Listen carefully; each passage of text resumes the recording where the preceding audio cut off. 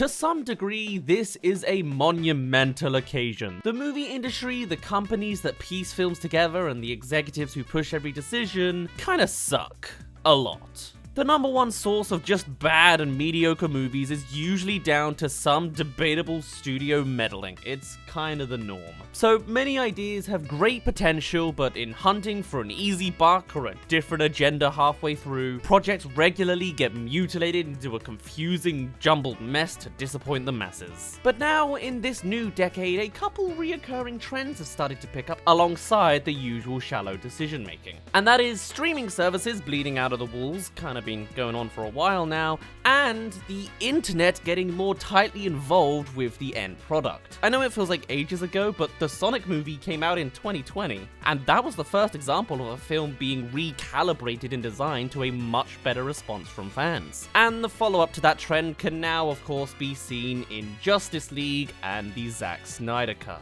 The original idea forcibly re-rendered with all the peculiarities taken out, and cut content expanded. This is monumental, not just to satisfy some hardcore DC fans, but as an anchor point for the industry to potentially jump off from. Even if we end up going the gaming route of having products released unfinished to have the open population be the test audience to then make a second attempt somewhere down the line that actually functions. That being said, I'm a bit of an outsider on this project. The original Justice League came out in the oh so long ago year of 2017, which of course only means one thing for me.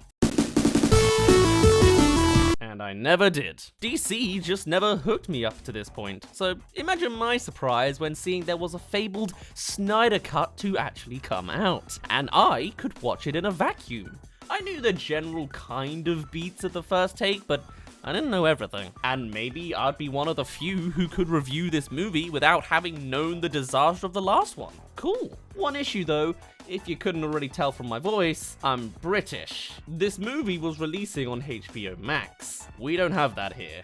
And obviously, I'm not gonna go to the cinemas, they're still closed. What followed on the morning of release was me scouring the internet for a UK showing, and it was a major waste of time. Oh, I could watch it on Sky Cinema. Alright, let me sign up for that. Okay, I don't really want to wait till it shows on TV. We're better than that technology now, come on. Downloading is requested, but I guess that's the end of that, and I'll just watch now. Alright, yeah, okay, I need a desktop app, fine, I guess that makes sense, I can do that. Okay, where is this cut? Sky Cinema.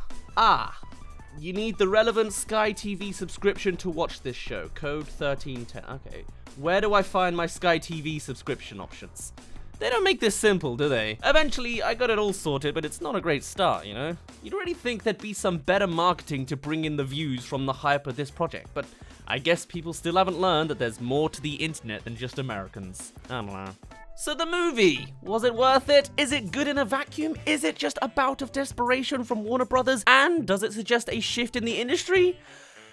Man, I both adore this film conceptually and just don't feel much about it. It's hard to explain. Let me try and explain it to you. Having not seen the 2017 version, I didn't know every issue it had.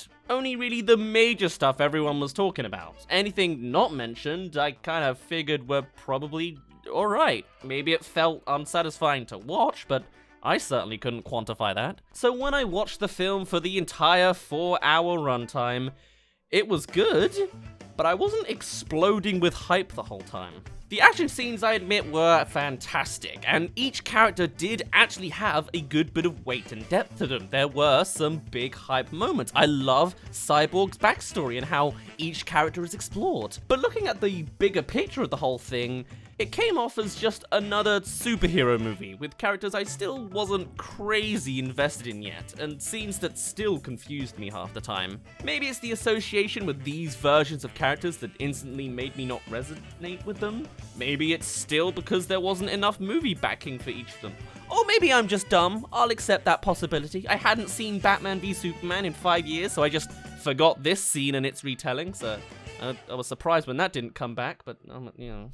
A good chunk, I think, also comes from just not being in the know of what to expect. Of course, this movie was gonna be overhyped to some degree anyway, but of the changes I thought there were gonna be, some were more talk than action. I get there's a million quality of life changes in the small improvements that upgrade the overall experience, from cohesiveness to character to just cutting the bad CG and scenes that weren't really needed to be there. But I remember hearing all sorts of things about Superman's black outfit. Whoa, he's gonna be evil and for longer, really digging into that plot point. And yeah, he does go black as he did in the comics post-resurrection, I get it, but the suit doesn't really add anything else. He switches just as quickly, there's a whole new scene of him walking in the ship, and then it's just on him.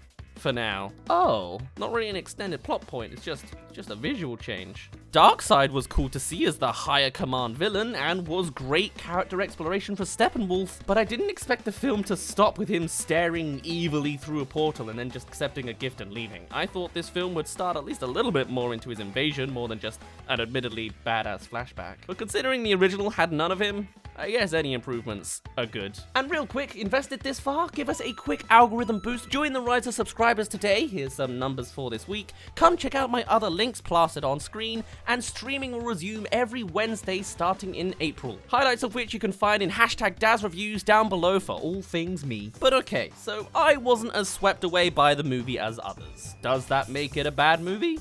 No. At most, maybe it's more a film for fans specifically rather than the broader audiences. Or at least, it's a lot less subtle when it's giving a reference to something, so it's easier to notice that you don't understand something. But conceptually, this film is a big win to me. I'm never a fan of studio meddling, and hearing a success story like Zack Snyder's in being able to create an original idea with the passion that comes with it, and being rewarded with a high level of success and satisfaction is just the best case scenario. So on that front, it is absolutely worth it. A win for fans, for creators, and for profits. Does it spark from a desperation from Warner Brothers?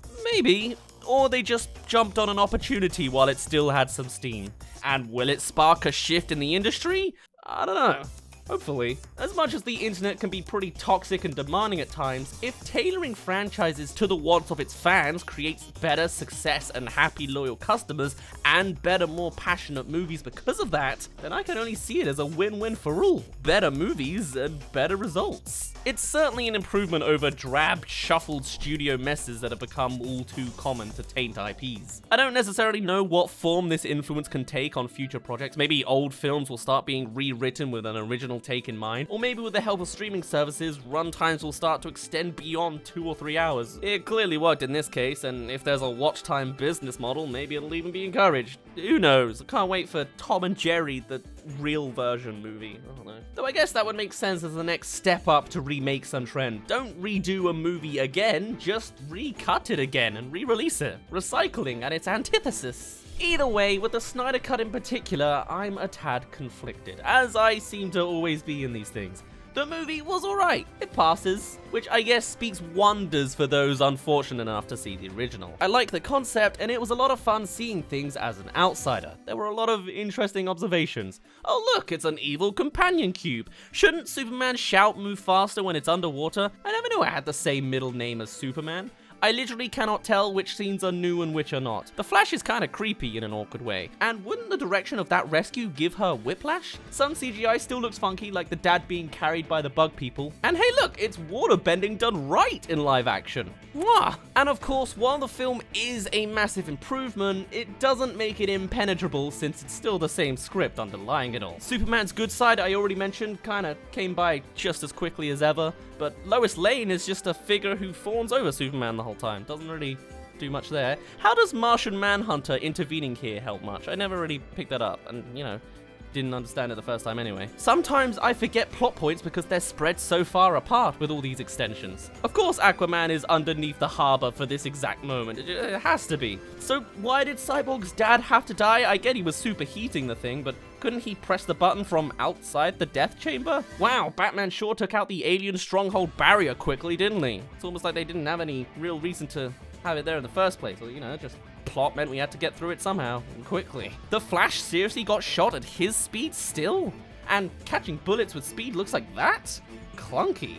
And I'm sure there's all sorts of other nitpicks too, like all the franchise baiting that probably won't pay off now. But at the end of the day, while this movie wasn't really for me, it's clear that it meant a lot for a lot of people, and I'm glad it generally turned out alright. The fans certainly seem to be ecstatic over it, which was kind of the main goal for this anyway. I, meanwhile, should probably do some more DC research. That one scene of Batman overlooking the cliffside honestly just makes me think of the iceberg in Titanic 2, so my mind is clearly tainted. Or I'll just try to keep on track with everything else DC has moved focus to going forwards. For now, I'd best leave it off here.